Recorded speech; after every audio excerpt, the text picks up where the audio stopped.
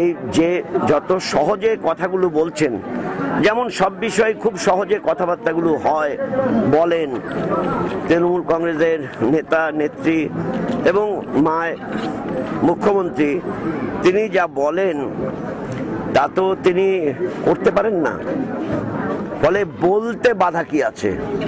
জমি ফেরত দেওয়ার কথাটা একবারের জায়গায় 100 বার বলতে বাধা কি আছে? বহুবার বলেছেন, ফেরত দিতে পারেননি। মাঝখান থেকে চাষিদের জীবন যন্ত্রণা বাড়িয়ে লাভটা কি? চাষির স্বার্থে কাজটা বোঝায়। আশপাশে কোনো এলাকা থেকে 135 একর জমি সরকার কিনে যদি ওই অনিচ্ছুক চাষিদের দিয়ে দেয়, তাহলেই ল্যাঠা চুকে যায়। তাহলে তো সব থেকে ভালো হয় জমি দিয়ে দিলাম, এই জমি দিয়ে দিলাম কথাটা জোর কদমে বলতে পারে।